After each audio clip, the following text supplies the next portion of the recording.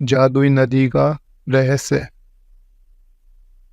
जादुई नदी का रहस्य बहुत समय पहले की बात है। एक छोटे से गांव में एक साधारण लड़का नक्श रहता था। नक्श बहुत ही परिश्रमी और सच्चा था। उसके माता पिता किसान थे और उनका जीवन सादा और संघर्षपूर्ण था। एक दिन नक्श को जंगल में लकड़ियां काटने के लिए भेजा गया।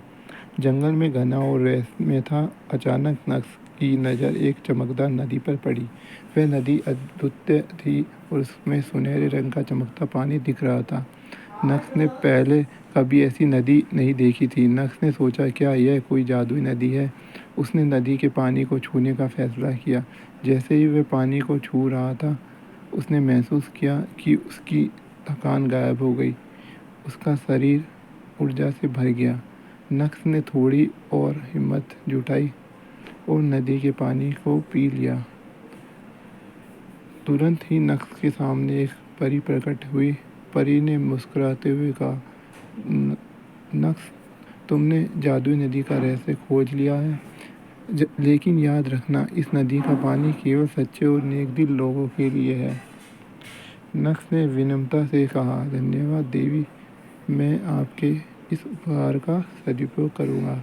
परी ने कहा, लेकिन एक चेतावनी है, अगर कोई लोभी या स्वार्थी व्यक्ति इस पानी का उपयोग करेगा तो उसका अंजाम बहुत बुरा होगा। नक्श ने परी की बात गांठ बांध ली और घर लौट आया। उसने जल्दी माता पिता को सब कुछ बताया। वह भी जादुई नदी के बारे में जानकर अचंभित हो गए। गांव के लोग नक्श की कहानी सुनकर चकित रह गए। धीरे धीरे गांव में जादुई नदी की खबर फैल गई, लेकिन नक्श ने परी की चेतावनी को ध्यान में रखते हुए किसी को भी नदी का स्थान नहीं बताया। कुछ दिनों बाद गांव की मुखिया, जो बहुत लोभी और स्वार्थी था, नक्श की बातों का ध्यान, उसने सोचा, अगर कोई उस नदी का पानी पी सके तो सबसे शक्तिशाली और धनवान व्यक्ति बन जाएगा। मुखिया ने नक्श को बहुत ही से लालच दिए, लेकिन नक्श ने नदी का स्थान नहीं बताया। मुखिया ने गुस्से में आकर नक्श का पीछा करना शुरू कर दिया। एक दिन उसने नक्श को जंगल में जाते हुए देख लिया और उसका पीछा किया। नक्श ने मुखिया की चालाकी का अंदाज़ा हो गया था। उसने अपने माता पिता को सब कुछ बताया और उन्हें सतर्क रहने को कहा, लेकिन मुखिया ने चुपके से नदी का स्थान खोज लिया। उसने नदी के पानी को लालच में आकर पी लिया। जैसे ही मुखिया ने पानी पिया, उसका शरीर पत्थर में बदलने लगा। उसने चिल्लाना शुरू कर दिया, लेकिन बहुत देर हो चुकी थी। परी फिर से प्रकट हुई और उसने कहा, मैं चेतावनी दी थी, लालच का परिणाम हमेशा विनाशकारी होता है। मुखिया पत्थर की मूर्ति में बदल गया और हमेशा के लिए वहाँ रह गया। गांव के लोग यह देखकर समझ गए कि जादुई नदी का उपयोग केवल सच्चे और नेकदिल लोगों के लिए ही सुरक्षित है।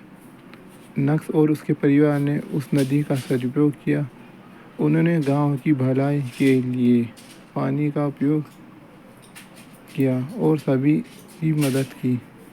धीरे धीरे गांव खुशहाल और समृद्ध हो गया।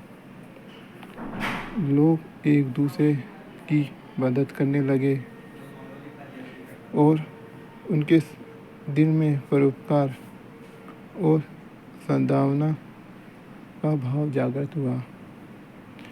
नक्श की सच्चाई और नेकदिली ने पूरे गांव में को बदल दिया। जादुई नदी का रहस्य अब गांव वालों के दिल में बसा हुआ था। उन्होंने सीखा कि सच्चाई और नेकदिली ही असली जादू है और यही उसके जीवन को सुखमय बना सकती है। और इस तरह अंश की कहानी ने सबको यह सिखाया कि जादू वही है जो दिल से किया जाए। अंत में अंश ने अपनी साधारण लेकिन सच्चे दिल की कहानी से सभी को यह एहसास दिलाया कि असली जादू ही होता है और इसे खोजने के लिए हमें सिर्फ नेक दिल और सच्चा होना पड़ता है।